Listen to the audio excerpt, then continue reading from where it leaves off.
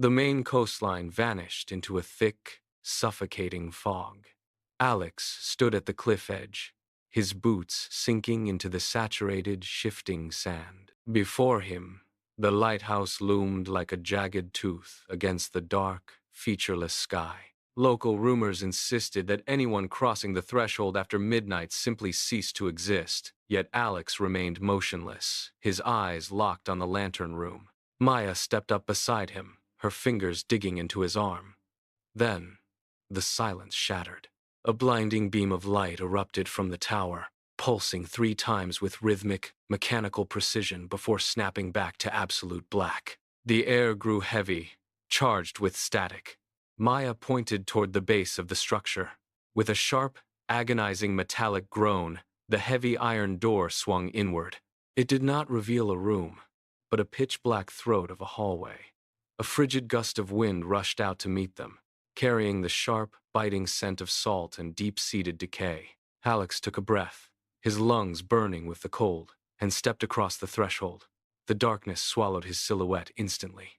Maya followed, the iron door slamming shut behind them. They moved deeper, their footsteps echoing against curved stone walls like a rhythmic, frantic heartbeat.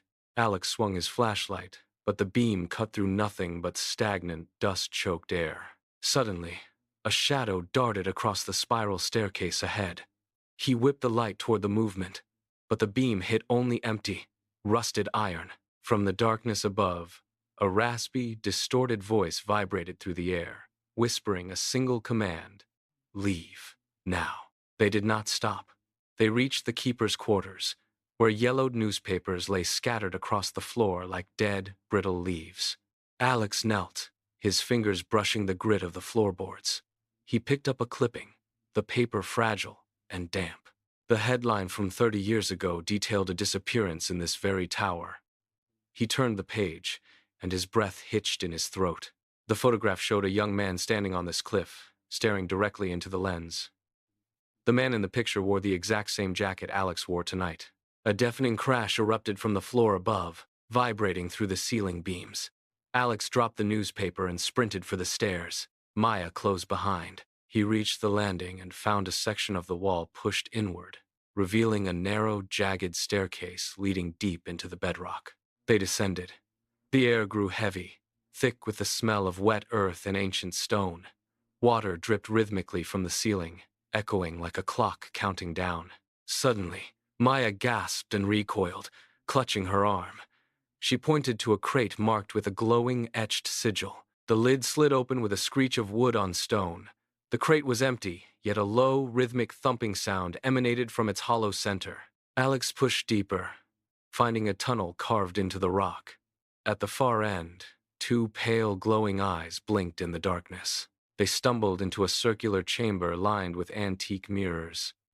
Each reflection showed them, but their faces were twisted into grotesque, elongated masks. Alex reached out, his fingers trembling, and touched the cold glass. A voice, identical to his own, whispered his name from the surface of the mirror. The trap had finally closed. Alex spun around to grab Maya, but his fingers closed on empty air. She was gone. The space behind him had shifted, the doorway replaced by a solid, seamless brick wall. He pounded his fists against the stone, but the surface felt cold and unyielding. He turned back to the room, but the mirrors were gone, replaced by a winding, claustrophobic maze of corridors. Every turn he took led him back to the same dead end, the same damp, salt-crusted walls. He ran until his lungs burned, his footsteps echoing in a rhythm that sounded like a dying pulse. Then, the path opened into a small, lightless alcove.